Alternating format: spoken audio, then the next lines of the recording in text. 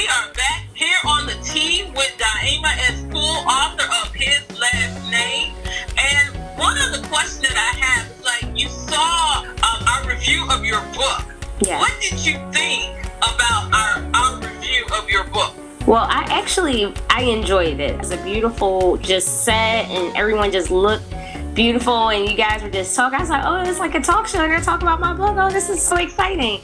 And then I just loved the way that everybody read the book. They got different viewpoints of the book, and you guys just really devoured it. And even those ladies that, they didn't like the wretchedness of the book, they didn't like the characters, but they enjoyed the writing because it upset them. Some of the writing upset them.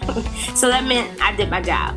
That's all we can do is tell the truth. Yeah. Because we're like sitting around like a book club discussing what we've read, and I have to agree with you. We didn't disagree with the writing at all.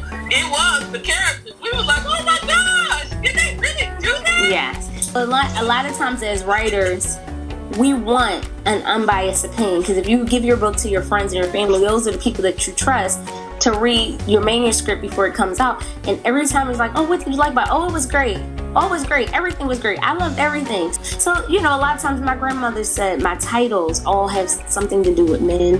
His last name, I got a man. And she was like, everything is about a man. I said, well, Grandma, that's what people want to read about: drama. 20s, 30s, 40s, 50s, relationships, getting married, getting divorced, cheating. This is what sells, and that's what I write about. Relationship drama, my specialty. So how do you keep yourself in that vein to where you keep the sex in there, but it's not so sexy that you feel like you're doing, it's not erotica? I guess just because that's the way I write. There's like one of my good friends is Allison Hobbs, and she's under Zane, and they write, that's their genre specific. When people look for their book, they're looking for hot, steamy sex scenes. And again, I'm the person that just writes the relationship aspect of it, the drama, everything that's happening, the falling in love, the falling out of love, the hating you, and then I love you, but I still hate you, but then I really want half your money. So that's what I kind of concentrate on. And I think just life, seeing things that are interesting, how this series all began. I'm not sure if I stated before. Someone I knew was dating, I live in Philly, and it was dating a Philadelphia Eagles player. And she said, this guy doesn't like wearing condoms. And if I was into that, I would be able to get pregnant by him. And I said, wow. What if a girl was into that? And that's how the story began. A Rich Man's Baby series, The Rich Man Baby, and the girl Adrian tired of working. And a lot of women today just want to get a child support check and live it up. Get an 18-year plan. Like you said, sometimes you sprinkle in a little bit of the truth, a little bit to have someone thinking. Because I had a character, the book was called, Got a Man. And the character stole someone's fiance. And I got an email saying, you're destroying the black family. And it's like, it's a book, it's entertainment. So you have to be conscious of it. Or sometimes if I'm writing a book where everyone is cheating, I have to have a strong African American male in the book, or a strong African American woman, to kind of balance it. So I am conscious of it, but a lot of times I'm just writing. Unless I just look and I say, no, this is too much. I don't want to put that out there. If I'm writing about celebrities and athletes, this is the type of women that usually they attract. They don't usually attract the nice young lady that's going to work every day. They usually attract the girl in the club that's on Instagram modeling. So I have to be true to the characters. But I do have other books that, show that side of the African American woman experience as well. How would you compare, I guess, the relationships that we see in His Last Name with relationships that we see today? As far as celebrities, I think a lot of guys you'll see, because I did my research, you'll see them with their college sweetheart. And they're in love, and they get married, and it's a great life. But once they get exposed to being on the road, traveling, they kind of leave that person behind, and then you'll have the divorce. And we always see players having a lot of money, any type of celebrity having a lot of money, and then hitting rock bottom. So I think in this book I expose getting the money, and that will be Monique and Kadir. They're the beginning stages of the money. Tiffany and her husband losing the money. You had $55 million, $50 million, and then you have nothing. Somebody's knocking on your door trying to repossess your cars. And then the other aspect is Shanice, she's just a side chick, and there's a lot of side chicks. That's such a popular term now.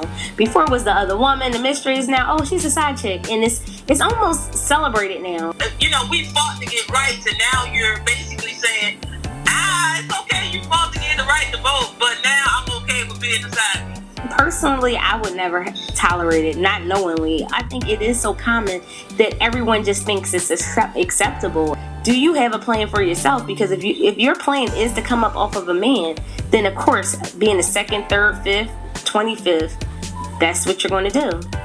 If you were to go speak to a group of young ladies who wanted to be writers, what would you suggest to them to become writers and to even get into this field?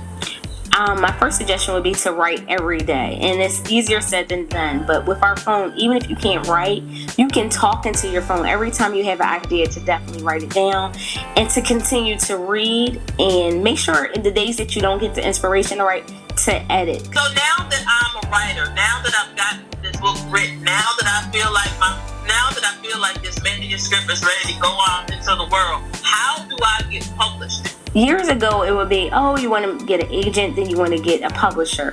But now you can actually write your book, have it edited, and upload it to Amazon or one of the ebook places, and you can build an audience immediately. And you can make tens of thousands of dollars. I see it every day. And you can build your audience, and then the publisher will come to you. I am with a major publishing house, and my journey was I went up to another author at a book signing, and she was self-published. And I said, hey, I have a good book, and her name is Karen E. Keonis Miller, so she independently published me in 2000. And because she did so well, Simon & Schuster picked up her book. She didn't have really the time to dedicate to my project any longer. We sold about 10,000 books independently, and that led to, she helped me get a deal with Kensington, and that's where all my titles have been for the most part. So although I'm not self-published right now, I have self-publishing things on the side, and it's great to do both. And that's why I say I would still encourage people to publish, because it is a long time, it's a long turnaround, the process, because it's like, oh, I turned this book in.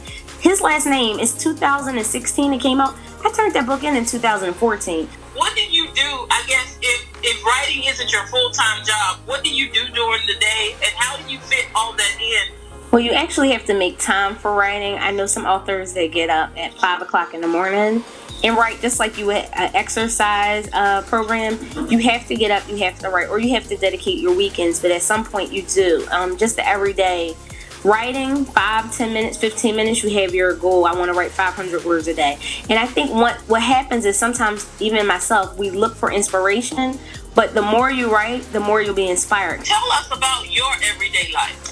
Okay, so right now, I've been teaching for a while. A lot of people don't know that, but I'm also a teacher outside of writing. And it was funny because I was the full-time writer and the part-time teacher. I was a substitute for many years. And so now I say that I'm kind of doing half and half, writing as well as teaching. Well, thank you, Daaimah, for joining me as we spilled the tea on his last name. Thank you. It was a lot of fun. Great conversation. And again, if anybody wants to reach me, I'm at dspbooks.com. Social media, Twitter, Instagram, and Facebook is DSP Books also. It was a great conversation. Thank you so much for having me.